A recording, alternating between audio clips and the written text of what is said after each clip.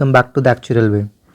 अब हमारे पास है question number 28 IIT JAM MS 2021 का। तो इसमें हमको क्या गिवन है, A1 गिवन है 5 और इसमें एक हमको रिकर्शन दिया हुआ है, मतलब एक सीरीज़ दी हुई है। अब उसमें पूछा गया है कि वो सीरीज़ क्या है, डिक्रीजिंग है, मोनोटोनिकली डिक्रीजिंग है, इंक्रीजिंग है, मोनोटोनिक है ही नहीं, फिर लिमिट क्या है उसका। तो मोनोटोनिक वाला चीज़ जो देखना है ना, वो हम लोग को मैन्युअली चेक करना होगा। A1 5 है, अब A2 को जब पुट करेंगे तो 3 1/4 5 3/4।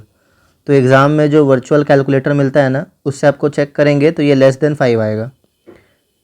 फिर A3 को चेक करेंगे तो फिर लेस देन A2 आएगा।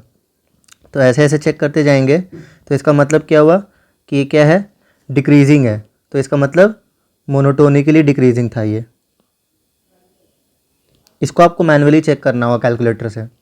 अब स्टार्टिंग का 3-4 चेक कर लीजिए तो आपको पता चल जाएगा कि A1 is greater then A2 is greater then A3 is greater then A4 so on. तो इसका मतलब क्या, तो उससे हम लोग को मालूम चल जाएगा कि ये मोनोटोनिकली डिक्रीजिंग है। अब मोनोटोनिकली डिक्रीजिंग तो मालूम चल गया, लेकिन इसका लिमिट एग्जिस्ट करता ही नहीं करता, वो कैसे मालूम चलेगा। तो हम लोग ना पहले ये क्या करते हैं कि हम लोग मान लेते हैं कि इसका लिमिट एग्जिस्ट करता है। तो अगर लिमिट एग्जिस्ट करता है तो limit n tends to infinity जब जाएगा तो an+1 क्या होगा, l होगा 3/1/4। और an भी क्या होगा, उसका भी लिमिट l होगा। तो ये इक्वेशन को जब सॉल्व करेंगे हम लोग तो क्या आएगा, l 3/4 को इधर ले आएंगे तो क्या आएगा 1/4 3 1/4 फिर l इज इक्वल्स टू 3। तो अगर इससे अगर देखें हम लोग, जब हम लोग मान लिए कि लिमिट एग्जिस्ट कर रहा है तो आंसर 3 आ रहा है, लेकिन ये तो हम लोग माने है ना, तो इसको प्रूफ करना होगा। तो प्रूफ कैसे करेंगे, हम लोग प्रूफ करेंगे MCT से, मोनोटोन कन्वर्जेंस थ्योरम। ये क्या बोलती है कि अगर कोई भी सीक्वेंस मोनोटोनिकली डिक्रीजिंग है और बाउंडेड बिलो है तो वो कन्वर्ज करेगी। और कहाँ कन्वर्ज करेगी, उसके लोअर बाउंड पे। और इसका दूसरा स्टेटमेंट क्या होता है, if a sequence is monotonically increasing and bounded above then the sequence will converge. And कहाँ कन्वर्ज करता है, अपर बाउंड में। तो इसमें हमको ये दिखाना होगा कि जो हमारा an है, हमने ये तो दिखा दिया कि मोनोटोनिकली डिक्रीजिंग है, अब बाउंडेड बिलो दिखाना होगा। तो बाउंडेड बिलो के लिए ये होता है, तो बाउंडेड बिलो लेस देन 3 दिखा देंगे तो हमारा ये हो जाएगा कि लिमिट एग्जिस्ट कर रहा है और वो लिमिट क्या है, 3 है। तो इसको हम लोग कैसे दिखाएंगे, इंडक्शन से दिखाएंगे, मैथमेटिकल इंडक्शन।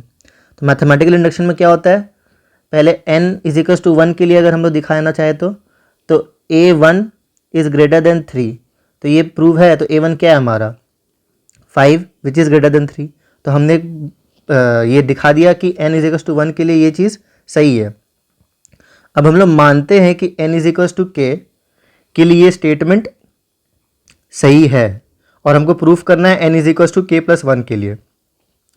तो इस स्टेटमेंट को हम लोग को ak+1 के लिए लेके जाना है। तो इसमें हम लोग क्या करते हैं, 3/4 पावर में लेते हैं, क्योंकि यहाँ पे 3/4 है ना। फिर 3 × 1/4 को मल्टीप्लाई कर देते हैं दोनों साइड। तो ये वाला क्या बन गया, ak+1 which is greater than 3⁻³ 3/4 + 1/4। ak+1 is greater than equals to 3। तो हमने क्या प्रूफ कर दिया कि ak+1 भी ग्रेटर देन 3 है। तो इसका मतलब क्या हुआ कि हमारा जो an ग्रेटर देन 3 जो लिया था वो एकदम सही था। तो इसका मतलब क्या है कि जो an है वो बाउंडेड बिलो है, और क्या बाउंड है उसका 3। तो ये लिमिट जो ये सीक्वेंस है वो कहाँ कन्वर्ज करेगी, 3 में। तो हमारा कौन सा स्टेटमेंट सही है कि an is monotonically decreasing and limit of an is 3। Increasing तो है ही नहीं, तो ये कभी सही नहीं हो सकता। और यहाँ पे हम लोग का नॉन मोनोटोन भी है नहीं, यहाँ पे डिक्रीजिंग है तो लिमिट यहाँ पे वो नहीं है, तो ये भी सही नहीं है। इसलिए आंसर हमारा 2 है। तो आई होप आपको ये क्लियर हुआ होगा। So if you are preparing for IIT JAM और actual science, please connect with actual way. I hope you will enjoy the journey. Thank you.